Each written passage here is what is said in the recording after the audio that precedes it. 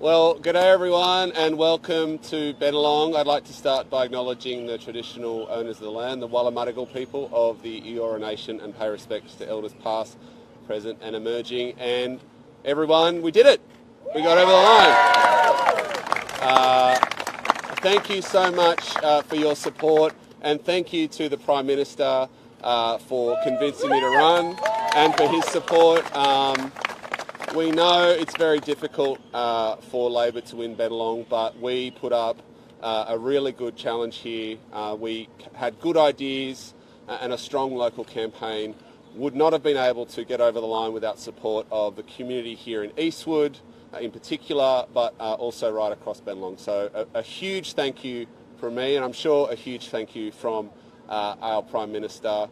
Winning Bennelong means we're that much closer to majority government, and I think that'll be good for the nation. But, you know, we'll get there, 3 years to go. But for now, welcome the Prime Minister, Anthony Albanese. Well, thanks very much, Jerome, and thanks for agreeing to take your outstanding representational leadership from the Council into our National Parliament. I have no doubt that you will be a fantastic local member for Bennelong, and that you will secure an increased majority at the next election. With all of your help. It is just 1 week since the election. It seems like a bit longer, and forgive me for saying that, but it's been a very big week indeed. But I said on last Saturday night that I didn't intend to just occupy the space. I intended to be a Prime Minister who made a difference each and every day. And we have done that. We were sworn in an interim ministry on Monday morning, and within 2 hours we were off to Tokyo to the Quad Leaders Summit with Penny Wong. Penny Wong then came back from that meeting and headed off to Fiji. We need to re-engage with our Pacific Island neighbours. The truth is that the former government had a submission from Foreign Affairs and Trade, backed by the Foreign Minister at the time, Maurice Payne, for increased aid in the Pacific, and they ignored it. And they dropped the ball when it came to that engagement. We won't drop the ball. We are engaged in our very first week. And the meeting that we had with President Biden, Prime Minister Kishida and Prime Minister Modi was extremely successful as well. I was able to outline Labor's commitment to peace and security in the region, but also to action on climate change, which people have been crying out for. I've spoken to other world leaders, and all of them have expressed support for what Labor has said, the incoming government, that we will join the global efforts to combat climate change, that it is a national security issue and we need to act. In addition to that, yesterday I wrote to the Fair Work Commission indicating we would make a submission to ensure that those people who are on minimum wages, in our view, should not see a real wage cut. I don't see this as a radical position, that someone on $20.33 an hour shouldn't get a real wage cut. They're struggling to get by. And I believe that some of the rhetoric of the former government showed that they were out of touch with how tough many people are doing it out there. And in particular, those people on the minimum wage, many of them were the heroes of the pandemic. There are cleaners, they're essential workers in retail, and they're people who deserve a government that is prepared to speak up for them, and I will lead such a government. I'll convene the caucus meeting on Tuesday in Canberra, and we'll have a swearing in of the full ministry on Wednesday.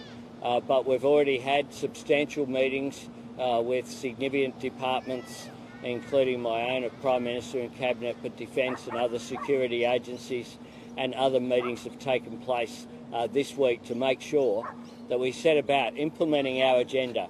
We have a good agenda. It is an agenda for change. It's an agenda for safe change, making a real difference to people's lives, making childcare cheaper, making medicines cheaper, lowering power bills by dealing with climate change and supporting renewables, making more things here in Australia, having more secure work. This is an agenda that I believe Australians will be proud of over the coming years, and I intend to implement our agenda and to be able to, at the next election, say we did what we said we would do. In the last week, we have certainly done that. Happy to take some questions. The Foreign Minister of Solomon Islands said at a press conference that China is considering a proposal to build a new training centre in Honiara. Is this concerning for the government? And secondly, would Australian troops and police stay in the Solomons if there's a large contingent of Chinese troops there? Well, what I've said is that Australia has put forward a comprehensive plan, my government, for the Pacific. That includes an Australia-Pacific Defence Training School. It includes increased support for maritime security. It includes an increase in our aid budget of over $500 million, re-engaging on climate change, more permanent migration from Pacific Island countries to Australia, but also an improvement in the temporary work program as well for the Pacific. Increased engagement between our parliaments and person-to-person links, as exemplified by the visit of Foreign Minister Wong to Fiji this week.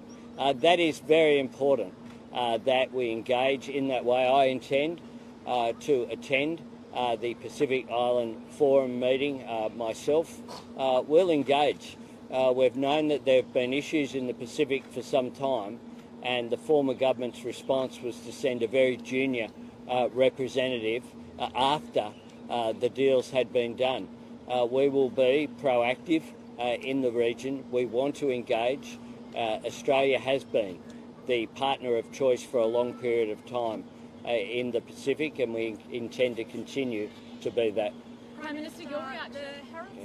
The Herald Sun is reporting an Australian man, a 47-year-old Australian man, was killed this week in Ukraine. He was there providing humanitarian support. Were you aware that an Australian had died this week, and what are the next steps for the government? Will you provide support to his family in Tasmania? Yeah, this is a tragedy, and I want to give my condolences to the family of the person involved.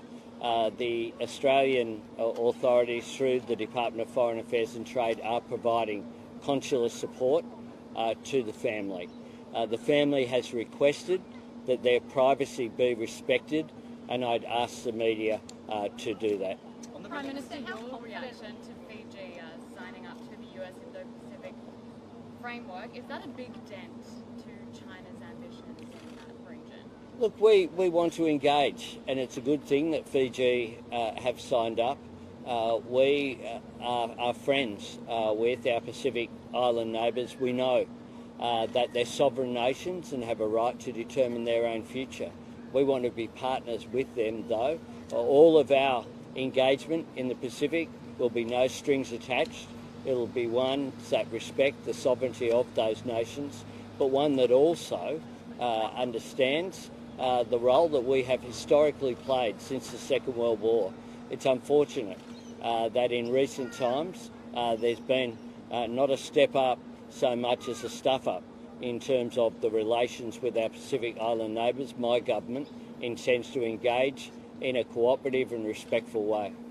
How confident are you that Labor can secure that majority, and why do you think Labor's primary vote is so low? Well, a number of people, I reckon there's more than 6% of Labor supporters in Kooyong, for example.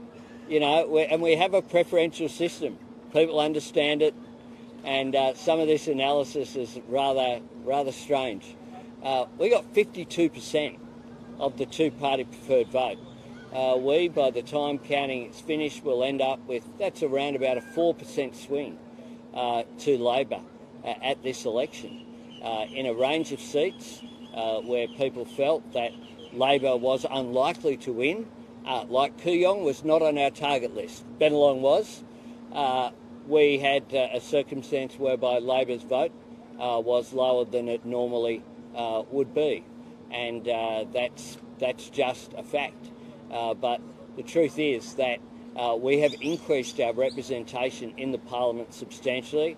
I'm very confident that Labor will have at least 76 seats on the floor of the House of Representatives, and that represents a majority government and an outstanding result for the Australian Labor Party at this election. On the Bill-Wheeler family, have you spoken to the Bill-Wheeler family? When do you expect them to return home?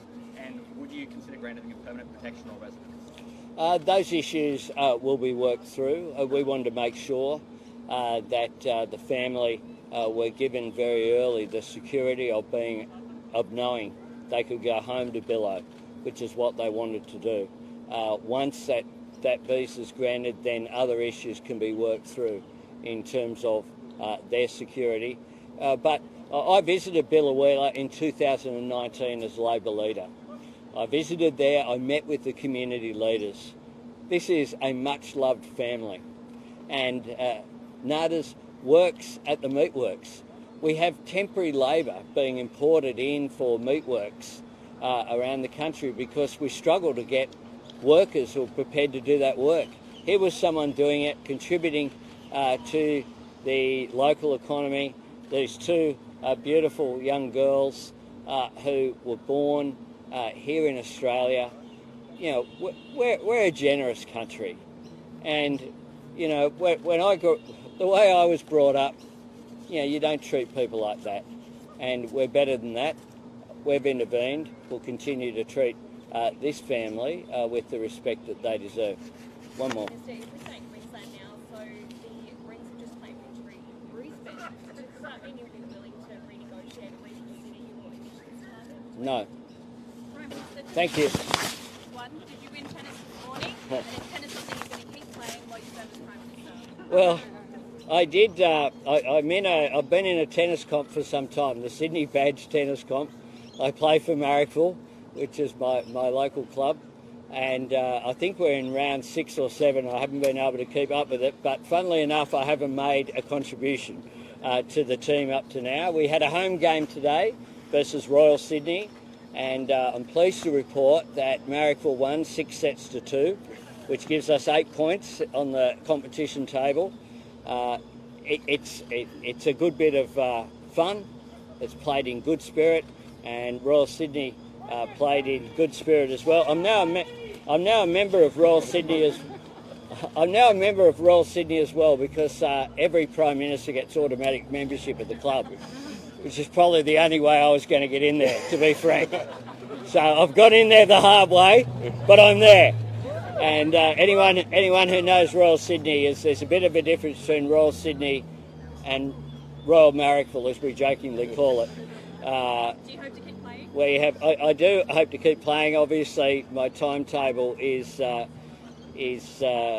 difficult, but I want to keep it real. I want to continue to engage with real people. At Marrickville, I'm just Albo at the tennis club. Even today, like, no one was addressing me formally as people have here at the press conference. That's a good thing. They're my friends. It's my local community, and it's a very good thing that happens.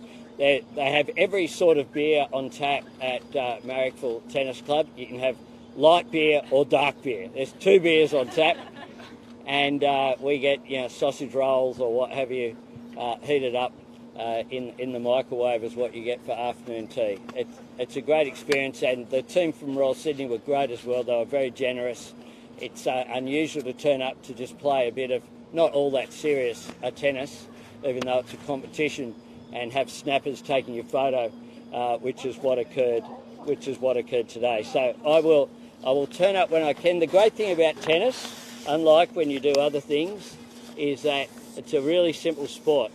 Hit the ball over the net between the lines. You can't think about other things like what's going on in the world or climate change or the decision-making processes that you've got to do. So I find for my mental health, it's a pretty useful use of my time. So thanks very much, everyone, and thanks everyone for coming out.